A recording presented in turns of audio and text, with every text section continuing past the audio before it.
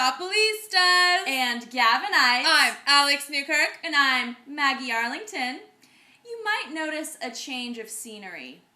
That's because ever since our emotional fiasco last week, we haven't been able to sleep apart. So I've been crashing at Alex's apartment since we were let out of jail on Friday. There's a lot to recap. As most of you know, Jesse has had to resort to driving a cab to make ends meet following the wrap of Full House. Last when we left you, we had dashed out the door after receiving a tip from a reader who believed he was riding in Jesse's very cab. Our reader sent us an instant message from his BlackBerry, giving us his general whereabouts. As we ran in his general direction, he updated us with his current location. He directed the cab in a circle until we were able to catch up with him. Smart cookie. Then we summoned a cab and directed the cabbie, "Follow that cab!"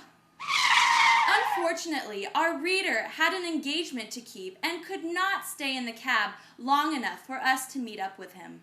But we had the cab in our sights and followed it as he traveled across the Bay Bridge.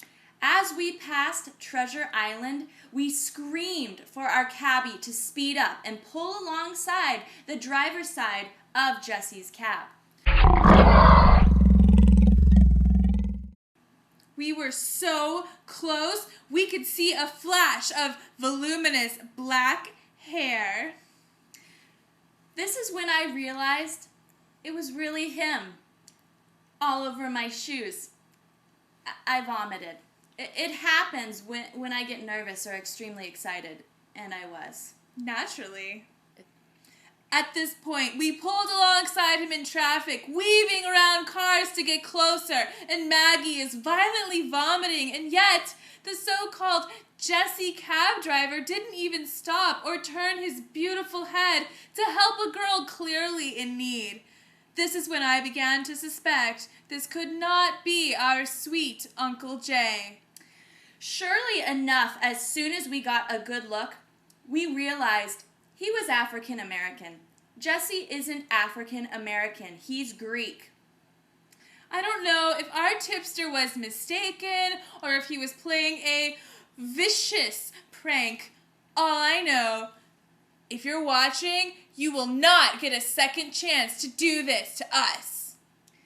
It only gets worse. We were so distraught, we had the cabbie turn around and take us back to our apartment building immediately. It took us nearly the entire ride back across the bay to articulate where to take us through our hysterical sobbing. However, we finally arrived and the meter read $258.68. Which is exactly $253 more than we had. When we refused to pay, he called the police, who arrived to find us distraught, unable to complete sentences, and covered in vomit. So then they began grilling us and asking us whether we'd had anything to drink that night.